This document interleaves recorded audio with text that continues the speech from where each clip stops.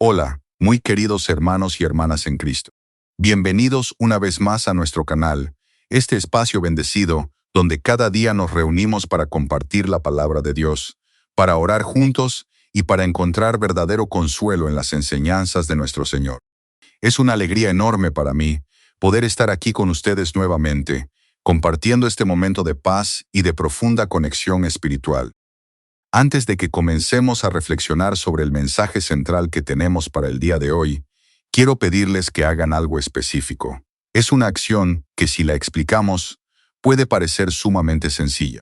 Sin embargo, para hacerla verdaderamente bien, se requiere una disposición sincera del corazón y una tranquilidad mental que no siempre tenemos lista frente a nosotros.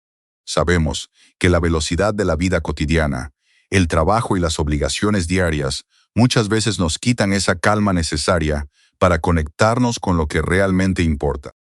Por lo tanto, les pido que dejen de lado las distracciones por un instante.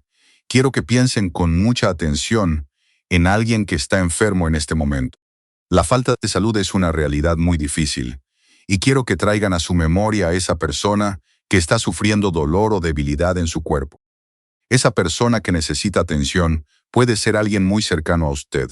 Incluso puede ser usted mismo, si en este día se siente afectado por alguna dolencia que le quita la paz. Puede ser también la persona con la que comparte su vida, su esposo o su esposa, a quien acompaña diariamente en su recuperación.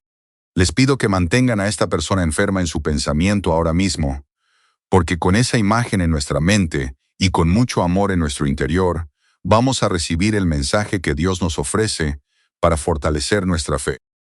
Puede ser un hijo que es el dolor más desgarrador que existe. Ver a un hijo sufrir sin poder quitar el sufrimiento. Puede ser su madre o su padre, que están en esa etapa de la vida donde el cuerpo comienza a fallar de maneras que ningún médico puede revertir completamente. Puede ser un amigo del alma, un vecino, alguien de la parroquia, cuyo nombre usted lleva en el corazón desde hace semanas o desde hace meses con esa mezcla de dolor y de impotencia que produce ver sufrir a alguien que se ama sin poder hacer nada que bastante. Sufrimiento de raíz. Tengan a esa persona en la mente, tengan su rostro, tengan la imagen de su cuerpo que sufre, de sus ojos que a veces ya no tienen el brillo que tenían antes, de sus manos. ¿Qué tal? ¿Ves? Ya no tienen la fuerza que tenían. Y ahora escúchenme con toda la atención que puedan, porque lo que voy a decirles en los próximos minutos puede cambiar la manera en que oran por esa persona y la manera en que esa persona experimenta su propia enfermedad. Hay un salmo en la Escritura que está específicamente dirigida a la situación del enfermo, no en el sentido de que solo los enfermos puedan rezarlo. Todos los salmos son para todos, sino en el sentido de que este salmo fue escrito desde adentro de la enfermedad, desde el lecho de dolor, desde el momento en que el cuerpo falla y el alma se pregunta si Dios escucha, si Dios ve, si Dios está ahí, o si el sufrimiento ha construido entre el alma y el cielo una pared que las oraciones no pueden atravesar. Ese salmo es el Salmo 41, y junto a él vamos a explorar hoy otros textos de la Escritura que hablan directamente a la situación del enfermo con una claridad y una ternura que ninguna otra fuente humana puede igualar. Pero hay algo más que quiero revelarles hoy, algo que va más allá de la meditación de un salmo, algo que los padres de la Iglesia conocieron, que los santos practicaron, que la tradición espiritual de la Iglesia transmitió durante siglos y que nuestra época de racionalismo médico y de secularización del sufrimiento ha sido en gran medida olvidado o subvalorado. Ese algo es el poder específico de la palabra de Dios rezada sobre los enfermos, no como magia, no como un ritual sin fundamento, sino como el ejercicio de la fe que la Iglesia siempre reconoció como un instrumento de gracia real verificable en la historia de millones de almas que encontraron en la Escritura rezada y meditada. No solamente consolación, sino transformación, no solamente paz, sino sanación de dimensiones que ninguna estadística médica puede capturar completamente. Antes de entrar en el corazón de este mensaje, permítanme contarles algo que vive en el ministerio pastoral y que está en el origen de este mensaje. Hace algunos años fui llamado a acompañar a un hombre de unos 60 años que había recibido un diagnóstico médico severo, un hombre que toda su vida había sido el pilar de su familia, el que sostenía a todos, el que nunca necesitaba ayuda de nadie porque siempre era él quien la daba.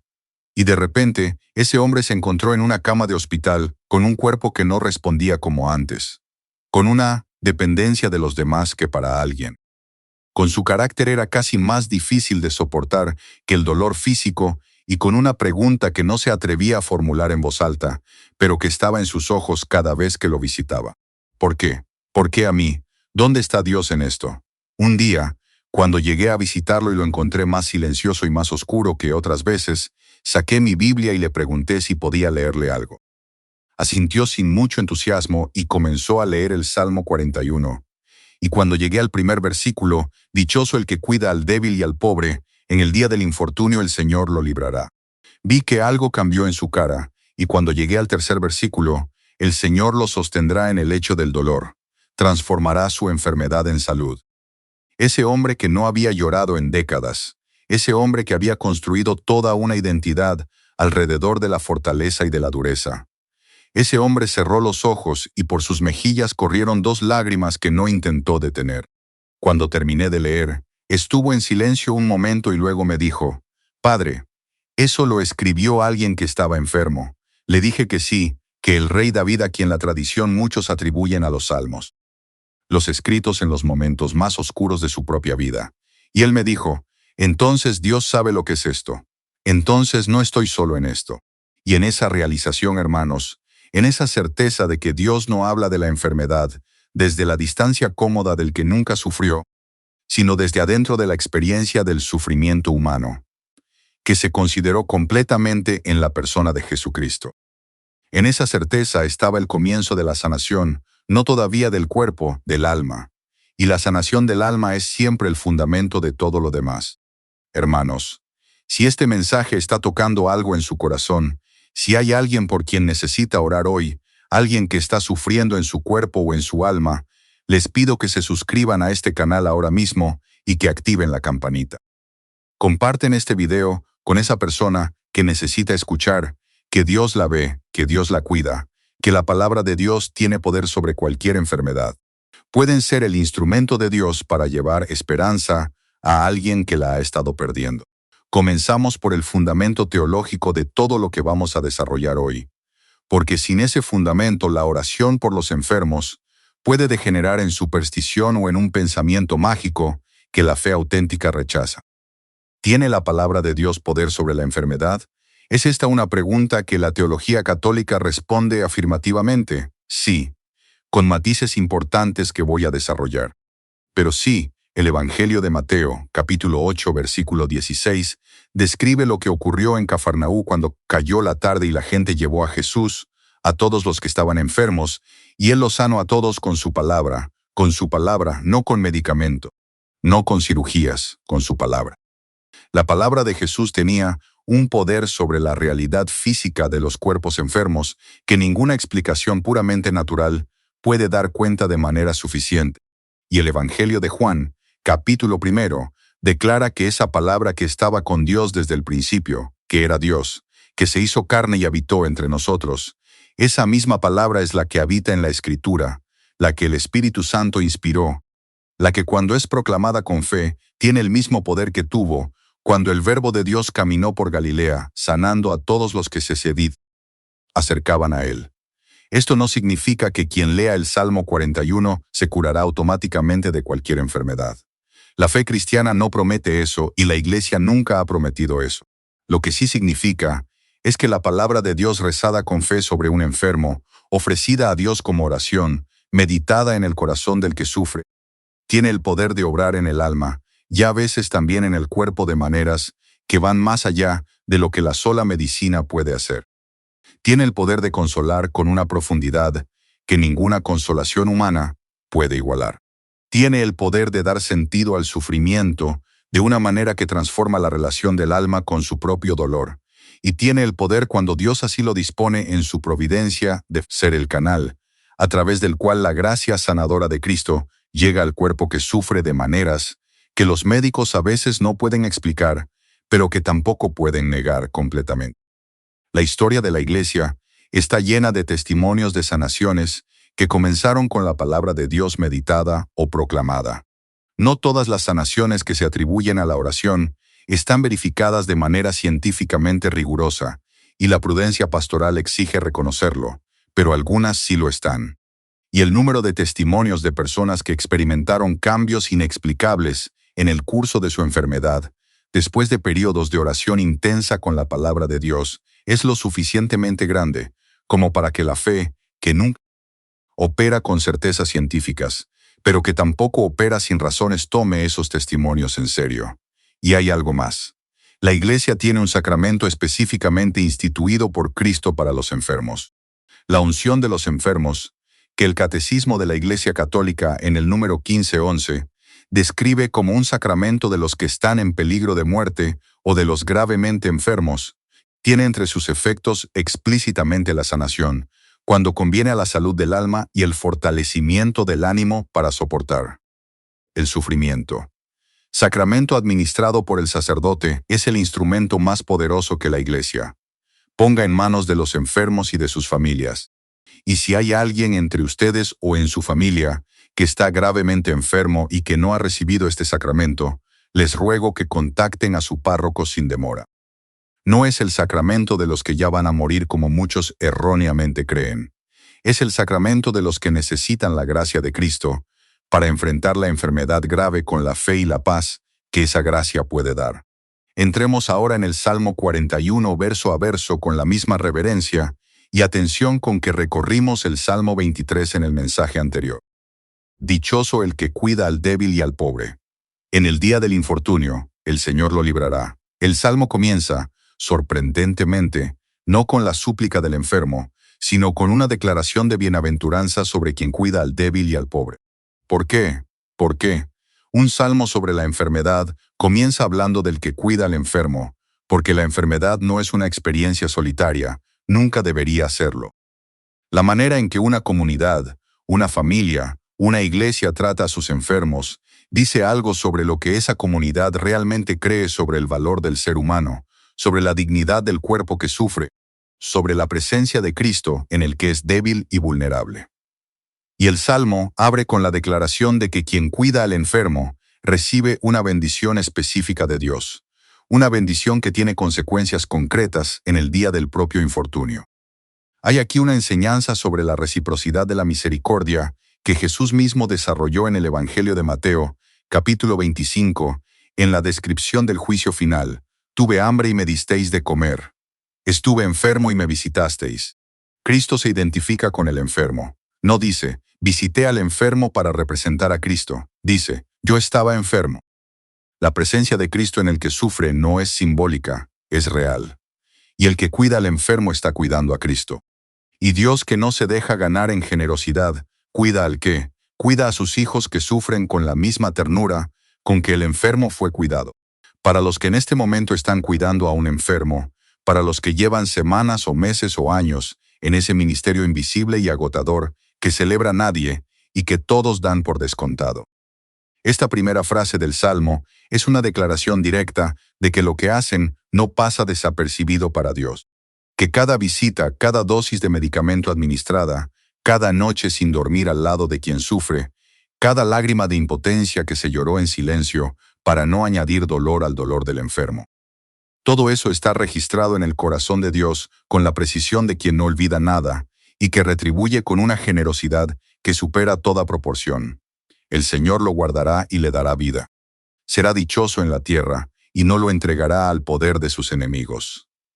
La protección divina que se promete aquí al que cuida al débil tiene dimensiones que van más allá de la simple seguridad física. El Señor lo guardará. En la tradición bíblica, la guardia del Señor es la custodia integral de la persona, la protección de su bien en todas sus dimensiones, material y espiritual, temporal y eterna. Le dará vida. No solamente la prolongará, le dará vida en el sentido más pleno de esa palabra. La vida que Jesús en el Evangelio de Juan llama vida en abundancia, la vida que es más que la suma de los días, que se viven y no lo entregará al poder de sus enemigos.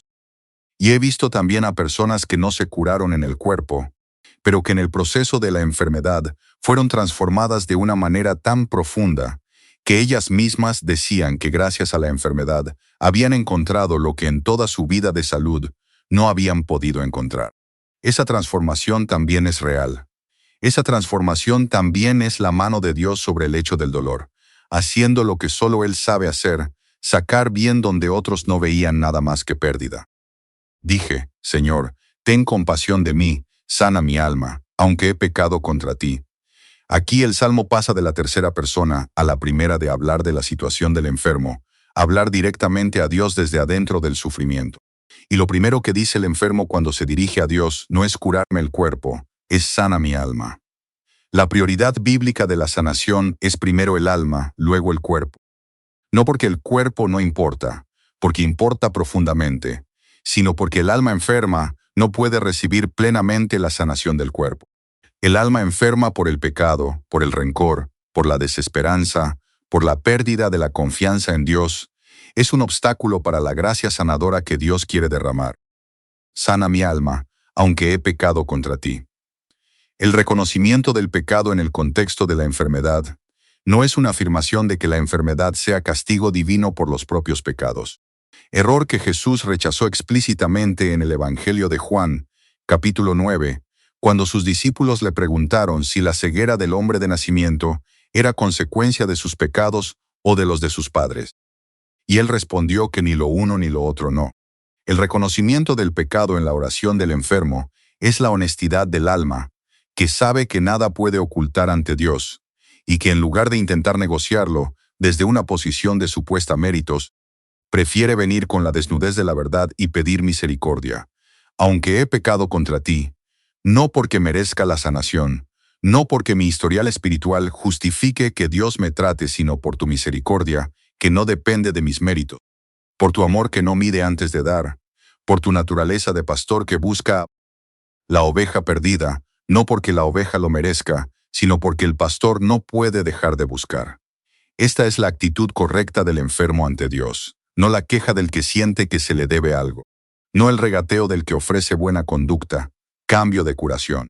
La súplica humilde del hijo, que sabe que no tiene nada que ofrecer, excepto su necesidad, y que sabe que esa necesidad presentada con honestidad ante el Padre que ve todo es suficiente para mover el corazón de Dios. Mis enemigos me desean lo peor. ¿Cuándo morirá y se borrará su nombre? Si viene a visitarme, habla con falsedad, acumula maldad en su corazón, sale afuera y la divulga. Aquí el Salmo introduce algo que en el contexto moderno puede resultar sorprendente en un texto de oración, la mención de los enemigos del enfermo. Los que quieren su mal, los que visitan con falsedad, que dicen, pobrecito con la boca, mientras en el corazón esperan que no se recupere, los que difunden noticias negativas sobre su situación, los que se alegran de su debilidad, porque así los ve menos amenazantes o más controlables. ¿Es esto parte de la experiencia del enfermo? Sí, hermanos, más a menudo de lo que se reconoce públicamente. La enfermedad revela los entornos. La enfermedad muestra quiénes estaban ahí de verdad y quiénes estaban por conveniencia. La enfermedad, ¿qué? Desnuda al que sufre de las armaduras que en la salud protegían. También desnudo a los que rodean al enfermo de las máscaras que la convención social mantenía en su lugar. Que el Salmo incluye esta realidad, que no la ignoran ni la suavicen, ni finge que el enfermo está rodeado solo de amores puros y de cuidados desinteresados, es una señal de la honestidad radical de la Escritura sobre la condición humana. Dios no le pide al enfermo que finja que su entorno es mejor de lo que es. Le pide que traiga la situación real con sus complejidades y sus dolores relacionales ante el Señor, que lo ve todo y que puede actuar en todas las dimensiones de lo que el enfermo vive. Pero tú, Señor, ten compasión de mí y hazme levantar para que yo les dé su merecido. El giro del verso. Después de la honestidad sobre los enemigos, sobre el abandono, sobre el dolor de las traiciones, el alma vuelve a Dios, no con resignación, sino con la esperanza activa del que sabe que el Señor puede hacerlo levantar. Hazme levantar. En el lenguaje bíblico, levantarse es el gesto de la resurrección. El que estaba caído, el que estaba abatido, el que yacía en el lecho del dolor se levanta. Y la Escritura usa la misma raíz verbal para describir el levantarse del enfermo y para describir la resurrección de Cristo. No es una coincidencia lingüística, es una teología. La sanación del enfermo que el Salmo pide es una participación anticipada en la resurrección. Es el poder de Cristo resucitado que se manifiesta en el cuerpo, que sufre de manera que anticipa, de manera que se hace visible en el tiempo. La realidad que en la eternidad será completa cuando el cuerpo glorioso del resucitado sea la forma definitiva de la existencia humana. Por esto sé que me amas, porque mi enemigo no ha triunfado sobre mí. Esta es una de las afirmaciones de fe más audaces de todo el Salterio. El enfermo desde el lecho del dolor, desde la situación que desde afuera podría parecer la situación más alejada de la bendición divina, afirma: sé que me amas. ¿Cómo lo sabes? Porque el enemigo no ha triunfado. Porque sigue siendo capaz de dirigirse a Dios. Porque la fe no se ha apagado. Porque el amor no ha muerto. Porque aunque el cuerpo sufre, algo en el interior permanece intacto, orientado hacia Dios, capaz de esperanza. En la tradición espiritual, el enemigo que no puede triunfar sobre el enfermo que está en la gracia de Dios. No es solamente la enfermedad física, es la desesperación, es la pérdida de la fe, es el abandono de Dios. Esos son los triunfos que el adversario verdaderamente busca. Y el alma que en medio del sufrimiento sigue diciendo: sé que me amas, es el alma sobre la que el enemigo no ha triunfado aunque el cuerpo haya sido abatido. A mí me sostienes en mi integridad y me haces estar ante tu rostro para siempre. El verso final de este salmo. Me sostienes en mi integridad. La integridad, la totalidad de lo que soy. No solamente el cuerpo, sino el alma. No solamente la salud, sino la identidad, la historia, el nombre, la dignidad de persona amada por Dios. Eso es lo que sostiene el Señor. Aunque el cuerpo caiga, la integridad de lo que el enfermo es ante Dios permanece. La enfermedad puede deshacer el cuerpo. No puede deshacer lo que Dios ha hecho en el alma bautizada. No puede borrar el nombre escrito en el cielo. No puede quitarle al enfermo su dignidad de hijo de Dios, que no depende de la salud, sino de la filiación divina que el bautismo establece. Me haces estar ante tu rostro para siempre. Esta es la promesa más grande de todo el Salmo. Más grande que la promesa de la sanación del cuerpo, más grande que la protección de los enemigos, estar ante el rostro de Dios para siempre. La vida eterna no como recompensa abstracta, sino como la culminación de la relación personal y cara a cara con el Dios, que en el hecho del dolor ya estuvo presente, y cuya presencia en la eternidad será la forma definitiva y plena de todo lo que en esta vida se experimentó de manera fragmentaria e imperfecta. Hermanos, este salmo es poderoso no porque sea una fórmula mágica, sino porque es la palabra viva de Dios que habla directamente a la situación del enfermo con una comprensión que solamente puede venir de quien lo sabe todo sobre el sufrimiento humano. Es el Dios que en Jesucristo se acostó en el lecho del dolor de la cruz. El Dios que experimentó en su propio cuerpo el abandono, la traición, el dolor físico, la oscuridad de la muerte, y que desde adentro de esa experiencia, que es más terrible que cualquier enfermedad, habla a los que sufren con la autoridad que solo tiene quien ha estado donde ellos están, pero el Salmo no está solo. Hay otros textos de la Escritura que quiero traer a este mensaje, porque juntos forman algo más que la suma de sus partes. Forman una sinfonía de la palabra de Dios sobre la enfermedad y la sanación, que cuando se reza unida tiene un poder que ningún texto aislado puede tener por sí solo.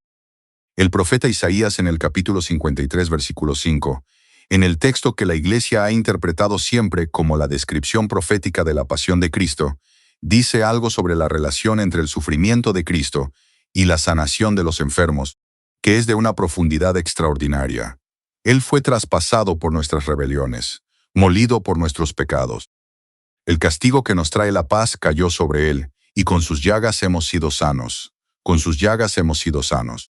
Las llagas de Cristo, las heridas del cuerpo crucificado, son el fundamento de toda sanación, no en un sentido que eliminación la medicina o que descarte el cuidado médico que Dios da como un bien a través de la ciencia humana, sino en el sentido de que la sanación definitiva, la sanación que va más allá de lo que ningún bisturí ni ningún medicamento puede alcanzar, viene de las llagas del que tomó sobre sí mismo todo el peso del sufrimiento humano para redimirlo desde adentro.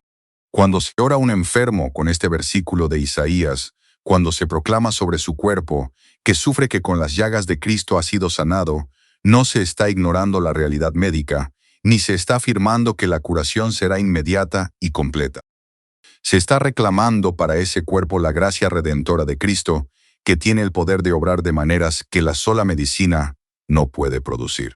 Se está invitando al Espíritu Santo, que en el bautismo ya consagró ese cuerpo como su templo, a renovar esa consagración en el momento en que el templo está siendo deteriorado por la enfermedad. El Evangelio de Santiago, capítulo 5, versículos 14 y 15, es el texto neotestamentario más directo sobre la oración por los enfermos y sobre la conexión entre esa oración y la sanación. ¿Está enfermo alguno de vosotros? Llame a los presbíteros de la iglesia y que oren sobre él, ungiéndole con aceite en el nombre del Señor. Y la oración de fe salvará al enfermo y el Señor lo levantará. La oración de fe, no la oración de la perfección espiritual, no la oración del que no tiene dudas, ni miedos, ni preguntas difíciles, la oración de la fe que puede ser pequeña como un grano de mostaza, pero que está orientada hacia el que todo lo puede. Esa oración, dice Santiago, salvará al enfermo y el Señor lo levantará. El Salmo 103, versículos 2 y 3, es la acción de gracias del alma sanada que no olvida el bien recibido. Bendice al Señor, alma mía, no olvides ninguno de sus beneficios. Él perdona todas tus culpas y sana todas tus enfermedades. Todas, no algunas, todas. La afirmación es universal. Y aunque en la experiencia del tiempo no todas las enfermedades se curan de la manera y en el momento que pedimos, la promesa del Salmo apunta hacia esa realidad escatológica en que en el reino definitivo de Dios no habrá más enfermedad, no habrá más dolor, no habrá más muerte, porque el que todo lo puede haber hecho nuevas todas las cosas. El primer libro de los Reyes, capítulo 19, cuando el profeta Elías está completamente agotado, cuando ha caído al suelo bajo el árbol de enebro, pidiendo morir porque ya no tiene fuerzas para continuar. La respuesta de Dios no es un sermón sobre la necesidad de tener más fe. La respuesta de Dios es concreta y tierna a la vez. Un ángel que le toca el hombro y le dice, «Levántate y ven». Y pone a su lado un pan cocido sobre brasas y un jarro de agua. Comió y bebió y se volvió a acostar. Y el ángel volvió a tocarlo y le dijo, «Levántate y ven, porque el camino es demasiado largo para ti. El camino es demasiado largo para ti». Dios no ignora el agotamiento. No le dice al exhausto que haga un esfuerzo mayor. Le dice que el camino es largo y que necesita comer y le provee el alimento. Para el enfermo que lleva un tiempo largo en el lecho del dolor, para el que ya no sabe si tiene fuerzas para seguir, para el cuidador que ya no sabe si tiene energía para seguir cuidando. Esta historia del profeta Elías es una declaración de que Dios conoce el agotamiento, que no lo desprecia, que no le pide al exhausto que se esfuerce más, sino que le provee lo que necesita para continuar. Y lo que provee para el enfermo que ora es la fuerza que viene de la gracia, la paz que supera el entendimiento, la presencia que acompaña en el hecho del dolor de la que habla el Salmo 41. Llegamos ahora a la oración, hermanos, la oración que quiero que hagamos juntos y que integra los textos que hemos recorrido en un acto de intercesión por los enfermos que amamos y por nosotros mismos si somos nosotros los que estamos enfermos. Una oración que no es un ritual, que no es una fórmula mágica, que es el alma que recoge la palabra de Dios y la devuelve a Dios en forma de súplica confiada. Si pueden, pongan la mano sobre el cuerpo o sobre la parte del cuerpo que está enferma, la suya o la de alguien que está a su lado. Y si están orando por alguien que no está básicamente presente, pongan la mano sobre el pecho, sobre el corazón donde llevan a esa persona, y repiten estas palabras. Señor Jesucristo, que en tu pasión y en tu cruz tomaste sobre ti toda la enfermedad y todo el dolor humano, que con tus llagas obtuviste la sanación para todos los que en ti confió. Me acerco a ti hoy con el cuerpo que sufre, o con el amor que sufre por otro que está enfermo. Creo que tú sostienes en el lecho del dolor. Creo que tú transformas la enfermedad en salud cuando así dispone tu providencia. Creo que ninguna enfermedad está más allá de tu poder, y que ningún sufrimiento es tan oscuro que tu luz no puede alcanzarlo. Te pido que envíes tu Espíritu Santo sobre este cuerpo enfermo, que lo recorras con tu gracia sanadora de la cabeza a los pies, que toques lo que los médicos pueden ver y lo que los médicos no pueden ver, que sanos lo que los medicamentos pueden alcanzar y lo que ningún medicamento puede alcanzar, que en tu soberanía y en tu amor dispongas la sanación en el tiempo y de la manera que mejor sirva al bien eterno de este alma y de esta vida. Si es tu voluntad sanar este cuerpo en la tierra, hazlo, Señor. Si tu sabiduría dispone que el sufrimiento continúe por un tiempo más, dame la gracia de sostenerlo sin perder la fe, sin perder la esperanza, sin perder el amor. Dame la certeza de que tú estás en el hecho del dolor conmigo. Dame la paz que sobrepasa el entendimiento. Dame la fuerza que el ángel le dio a Elías bajo el árbol de enebro cuando ya no tenía más energía para continuar. Y al que cuida enfermo, Señor, renuévalo. Dale las fuerzas que se agotan. Dale la paciencia que se desgasta. Dale el amor que se cansa. Y dile lo que tu palabra dice, que el que cuida al débil en el día de su infortunio será librado, que lo que hace por el enfermo te lo hace a ti, y que tú no te quedadas en deuda con nadie que ama a tus hijos que sufren. Virgen María, salud de los enfermos, intercede por nosotros. San Rafael Arcángel, ángel de la sanación que acompañó a Tobías, intercede por nosotros. Santos médicos de la Iglesia, San Lucas, San Cosme, San Damián, intercedan su esperanza en el Señor que sana. Amén.